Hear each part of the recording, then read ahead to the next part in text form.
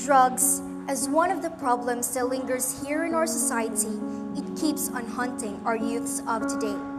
We are bombarded in news every day, crimes and buy-bust operations that leads to the imprisonment, even to the death of many people.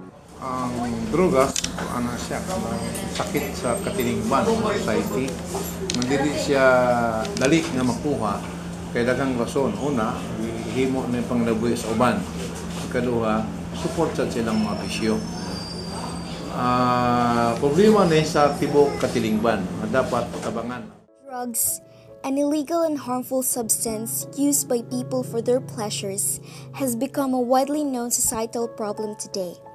Many people are giving in more and more to their craving that persists even in the face of devastating life consequences.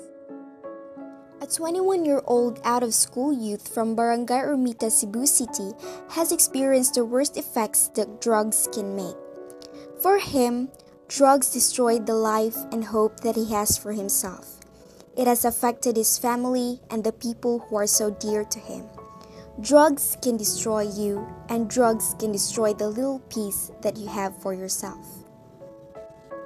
He said that it is very difficult to resist the temptations, yet he has set goals that he wants to achieve. Being able to experience the devastations of drugs, he is now on the verge of making a change for the better. Gusto ko musulay. Kanya, kaya musuya ko sa uban ba nga. Isugan nila tanaw ni. Hindi ka ganan mukaon. Hindi ka ganan matulog. Ginana na kay buhaton pirme. According to the National Institute on Drug Abuse, addiction of drugs result largely from brain changes that stem from prolonged drug use. Vast differences characterize individual sensitivity to various drugs and to addiction vulnerability. There are lots of reasons why a person is compulsively seeking and using drugs, such as loss of job, debt, and family problems. According to the Cebu City Police Office, Ermita has the highest rate of drug-related issues from the year 2014 to 2015 here in Cebu. Ermita, being the center of trades, they also become one of the center of drug transactions here in Cebu.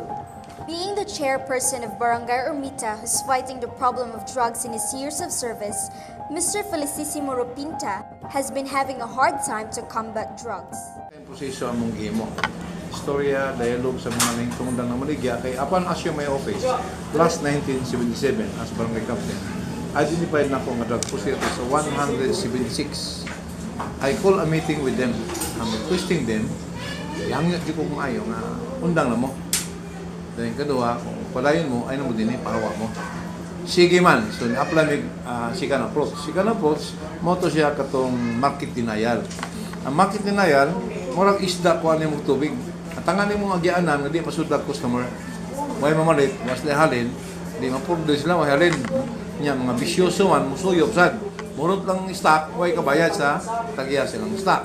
Mo ni among gibuhat. Di ganahan pasakit nila. Amo market denial lang.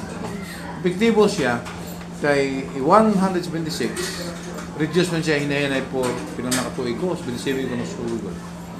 Reduce siya ginanay, karon nagpabiling tulo. No? Kining tulo, kuha na kanang isog ni sila nagpadayon kay doon ay support sa mga otoridad. No?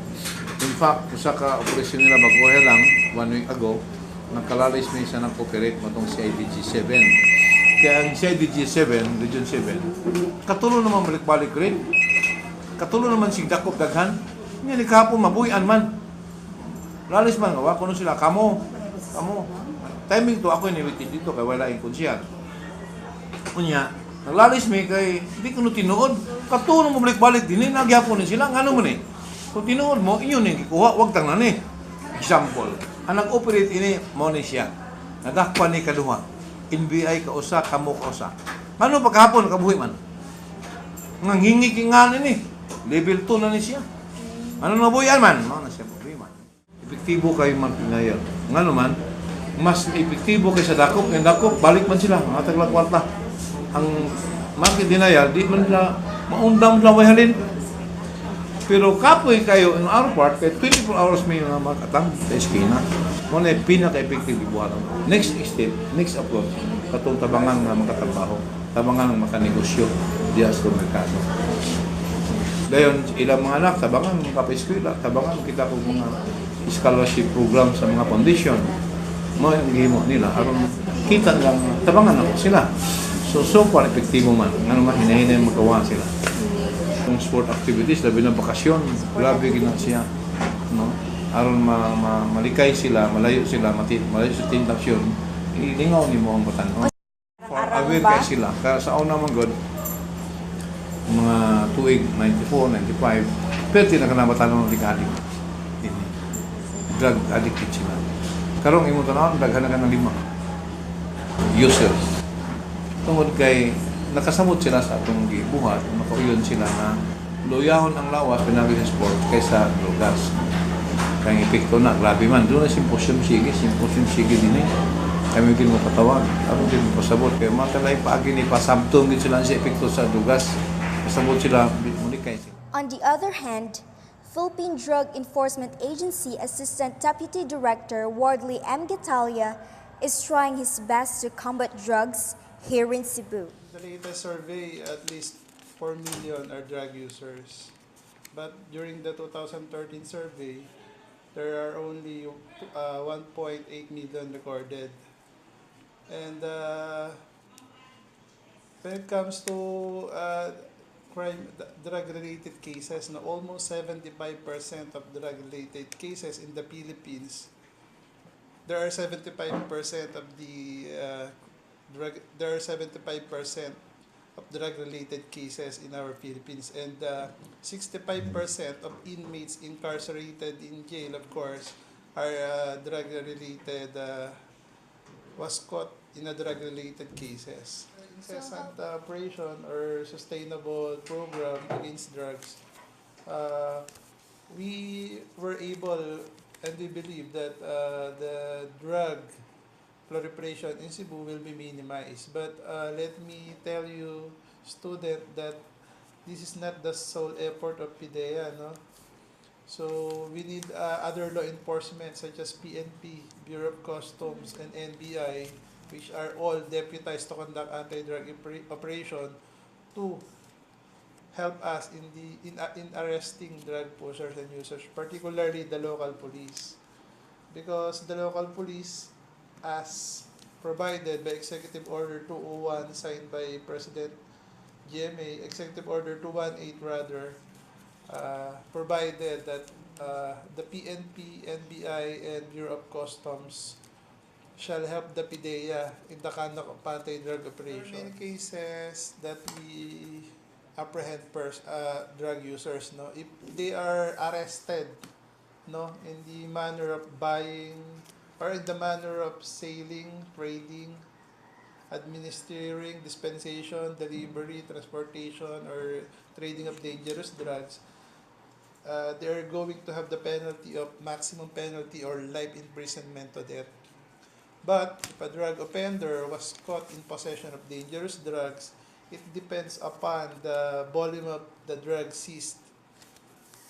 It depends upon the amount of drugs.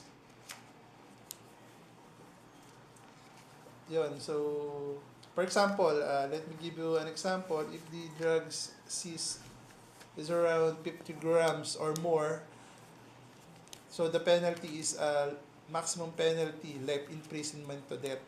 But below 50 grams and more than 10 grams, meaning 10 grams to 49.9 grams, the penalty is life imprisonment. And less than 10 grams, but more than 5 grams, the penalty is reclusion perpetua or 20 years and 1 day to life imprisonment. And if the drug seized, for example, is below 5 grams, that is punishable by 12 years and 1 day to 20 years imprisonment, which is a bailable offense. However, if the person arrested is a drug user, no, during the first arrest, the penalty is rehabilitation for 6 months to 1 year.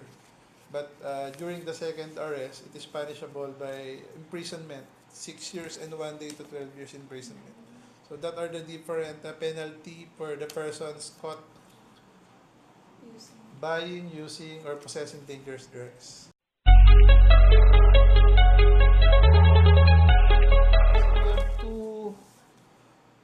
So we have two kinds of anti-drug operations being conducted, no, to combat drugs. Number one is the demand reduction. Demand reduction is cutting the demand of dangerous drugs by educating and informing the community about the ill effects of dangerous drugs.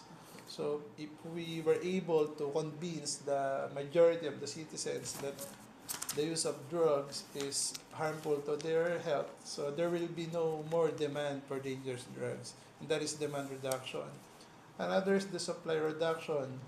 So supply reduction is the conduct of anti-illegal drug operations such as bypass, implementation of search warrant, and service of warrant of arrest. So this kind of operations has the intention to arrest the drug pushers in the community and able to eradicate the supply of dangerous drugs. Out of all the experiences that he had encountering these situations, he has learned many things and hopes for betterment. Nasa kong eskwela, bubalik igog eskwela rin. Hanggang na mga kita. So wala pa nakagamit. Akong advice ninyo, ay lang gid mo sulay. Di gid lalim makasulay ka. Sa katong nang gamit, undang na mo eh. Dako kay mo gasto na. It is known that youth is the hope of our nation. Be responsible of all the people around you and start to make a change.